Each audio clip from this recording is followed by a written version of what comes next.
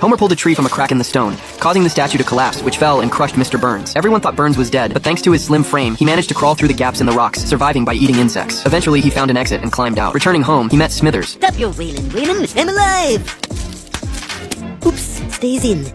And Burns wanted to see how people would mourn his death. To his surprise, no one paid attention to him. Instead, they were thankful that the statue had almost killed Burns, something they had always wanted to do but were too afraid to act on. Burns couldn't accept this at first and spat out the water he had been drinking in shock. Quickly, Smithers, rehydrate me.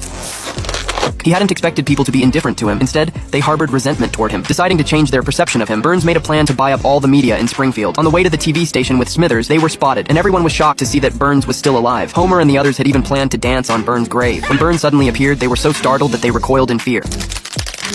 Okay, it's time to win the love of these hateful morons. Burns spent a lot of money to buy the radio station and immediately fired the employees who had been slandering him. He then used the newspapers to polish his image, even arranging for a plane to fly overhead with the message, "Burns is a good man." Burns also changed the content of cartoons to praise his own great achievements. Lisa was very unhappy with his actions. Burns owns everything. I've got to speak out before it's too late.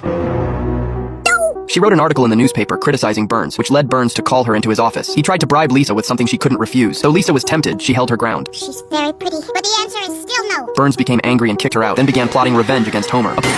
Everyone okay?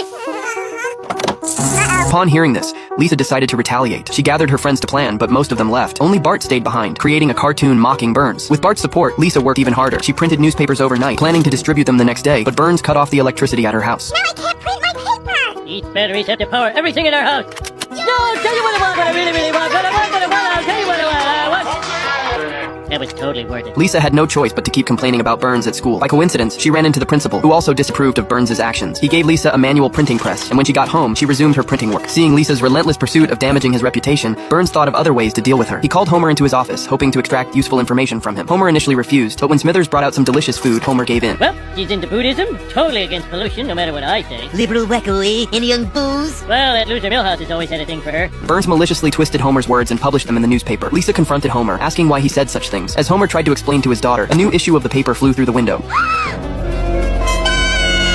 Way to go, Moon Millhouse. Lisa, unwilling to let things escalate further, decided to surrender and stop opposing Burns. Homer felt sorry for Lisa and decided to do something for her. Armed with reading glasses and his 2 fingers, he began typing up a newspaper article. Marge, who had never seen Homer so determined, cheered him on. The result of Homer's hard work, the Homer Times, was finally seen by Lisa. All my daughter ever did was help people to think for themselves. I may be her father, but when I grow up, I want to be just like her. The town's residents, inspired by Homer, began to speak out in support of Lisa. Many new independent media figures emerged, expressing their dissatisfaction with Burns. This time, Burns was truly helpless. He could buy up media outlets and create his own perfect image, but he couldn't silence the voices of independent journalists. After some reflection, Burns came to terms with it and distracted himself by indulging in more shopping.